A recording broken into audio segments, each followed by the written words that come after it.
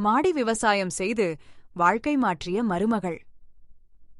ஒரு காலத்துல மாலையிலிருந்து ஒரு சிறிய கிராமம் இருந்துச்சு. அதன் பேர் பூம்பாறை. அந்த கிராமம் முழுக்க பார்த்தா பச்சை பசேல்தான். எங்க பார்த்தாலும் வயல், செடி, மரம் ரொம்ப அழகா இருந்துச்சு. அங்க மண் ரொம்ப வளமையானது. அதனால அங்க விளையும் காய்கறிகள் எல்லாம் தூர தூரமா பிரபலமா இருந்தது. காலை ஆயிடுச்சுன்னா எல்லா விவசாயிகளும் வயலுக்கு போயிடுவாங்க. சில நாள்லே வயல் முழுக்க பச்சை நிறமா மாறிடும். அங்க என்னன்னா காய்கறிகள் தெரியுமா?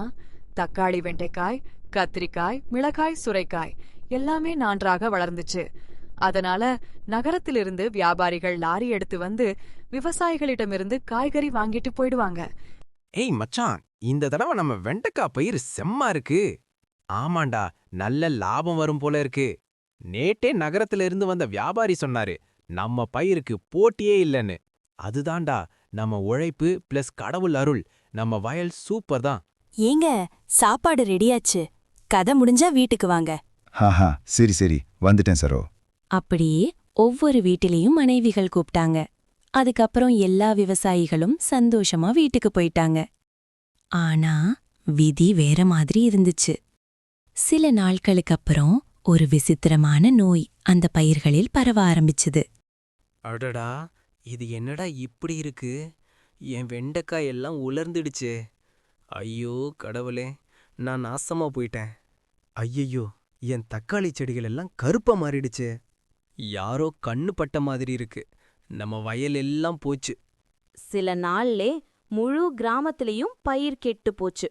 இப்போ என்ன பண்ணுவோம்? வயல் இல்லனா நம்ம வாழ்க்கையே எப்படி நடக்கும்? வியாபாரிகளும் இனிமே வரமாட்டாங்க.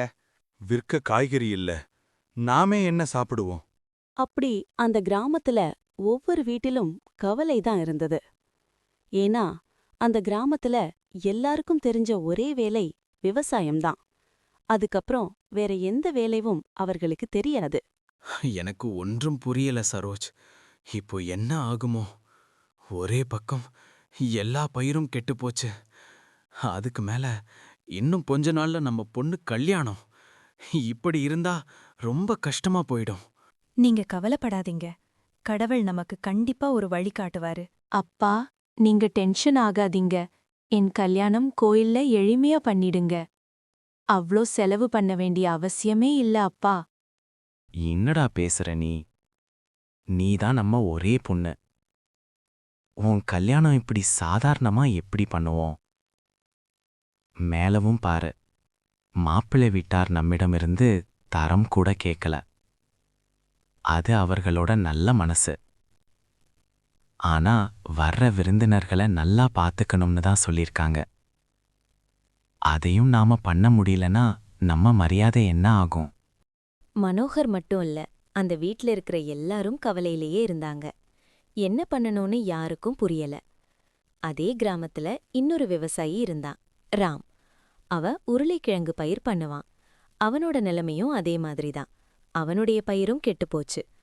ஆனா அவனுக்கு ஒரு சின்ன ஆறுதல் இருந்துச்சு. அவனோட மகன் சிவம் நகரத்துல வேலை பார்த்துட்டு இருந்தான். ஒவ்வொரு மாதமும் கொஞ்சம் பணம் அனுப்புவான். அந்த நகரத்திலேயே சிவம் வேலை பார்க்குற கம்பெனில ஒரு பெண் வேலை பார்த்தாள்.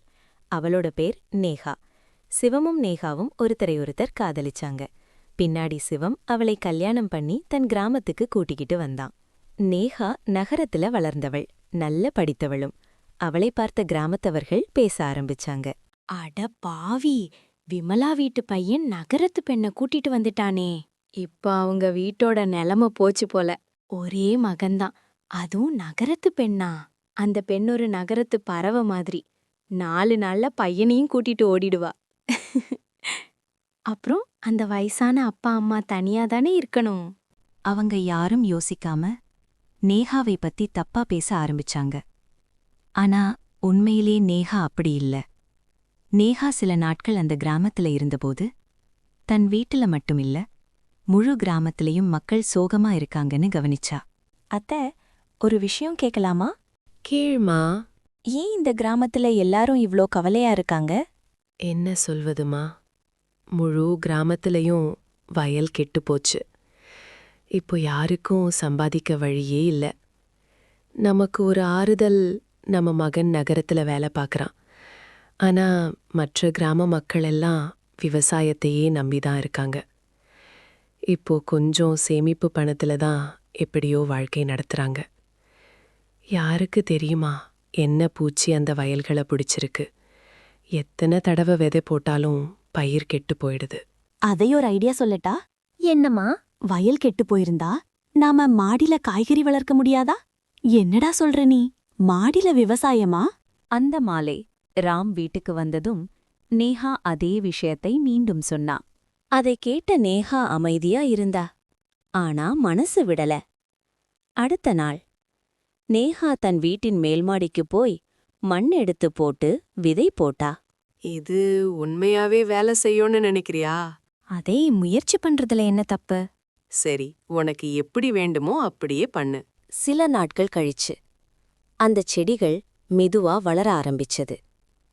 ஒரு நாள் அக்கம் பக்கத்து கமலா மேல் மாடிக்கு வந்தா. அடடா, என்னம்மா இது? தக்காளி, மிளகா, கொத்தமல்லி எல்லாம் வளருது. ஆமா அத்த, கொஞ்சம் உழைப்பு, சரியான கவனிப்பு இருந்தா எல்லாம் சாத்தியம். பாருங்க, இனிமே நாம மேல் மாடியிலேயே விவசாயம் பண்ணலாம். இதைக் கண்டு கமலாவுக்கு ரொம்ப சந்தோஷம். அது மெதுவா முழு கிராமத்துக்கும் பரவ ஆரம்பிச்சது. நகரத்து மருமகள் மேல்மாடியில விவசாயம் பண்ணிட்டாளாம் அப்படின்னு எல்லாரும் வந்து நேஹாவின் மேல்மாடி பார்த்தாங்க.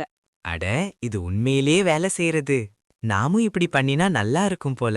சில நாட்கள்லேயே முழு கிராமமும் மாடி விவசாயம் ஆரம்பிச்சது. அனைவரும் நேஹாவிடம் கற்றுக்கொள்ள ஆரம்பிச்சாங்க. தினமும் கொஞ்சம் தண்ணீர் ஊத்துங்க, நல்லா கவனிச்சுக்கோங்க. மெதுவா ஒவ்வொரு வீட்டின் மேல் மாடியும் பச்சை பசேல் காய்கறியால் நிரம்ப ஆரம்பிச்சது. ஒரு நாள் நகரத்திலிருந்து வியாபாரிகள் மீண்டும் அந்த கிராமத்துக்கு வந்தாங்க. அவர்கள் பார்த்தாங்க, வயல்களெல்லாம் காலி. ஆனா ஒவ்வொரு வீட்டின் மாடியிலும் காய்கறிகள் தொங்கிட்டு இருந்தது. அட, இது என்னடா இப்படின்னு இருக்கு? இது எல்லாம் நம்ம புதிய மருமகள் ஐடியா தான். வாவ், ரொம்ப புத்திசாலி மருமகள் உங்களுக்கு போச்சே. அந்த வியாபாரிகள் அந்த மேல்மாடி காய்கறிகளை நிறைய வாங்கினாங்க. மீண்டும் கிராமத்துக்கு வருமானம் ஆரம்பிச்சது. முன்னாடி அந்த நகரத்து மருமகளை தித்தினவங்க கூட இப்போ அவள பாராட்ட ஆரம்பிச்சாங்க. நம்ம கிராமம் மீண்டு வந்ததுக்கு காரணம் அந்த மருமகள் தான். நாம அவளை எவ்ளோ தப்பா பேசினோம். வாங்க, அவள் வீட்டுக்கு போய் நன்றி சொல்லலாம். அவர்கள் எல்லாம் நேஹா வீட்டுக்கு போனாங்க. மருமகளே, முன்னாடி நாங்க உன்ன முட்டாள்னு நினைச்சோம். ஆனா இப்போ நீ முழு கிராமத்தோட அதிர்ஷ்டத்தையே மாற்றிட்ட. நான் ஒன்றும் பெரியது பண்ணல. நாம எல்லாரும் சேர்ந்து உழைத்ததால தான் இது நடந்துச்சு. ஆமாம்மா, இப்போ நம்ம மேல் மாடியே நம்ம வயல் ஆயிடுச்சு. அதுவே நம்ம வாழ்க்கையும் ஆயிடுச்சு.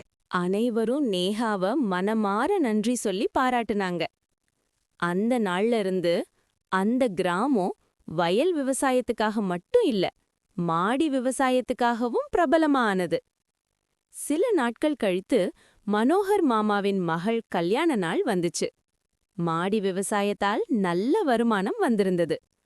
அவர் கல்யாணத்துக்கு வந்த எல்லாரையும் நல்ல வரவேற்றார். விருந்தினர்கள் எல்லாரும் ரொம்ப பாராட்டுனாங்க. யாரோ சொன்னது உண்மைதான், மாற்றமே வாழ்க்கையின் விதி. சில சமயம் ஒரு புதிய யோசனைதான் பெரிய நம்பிக்கையாக மாறும்.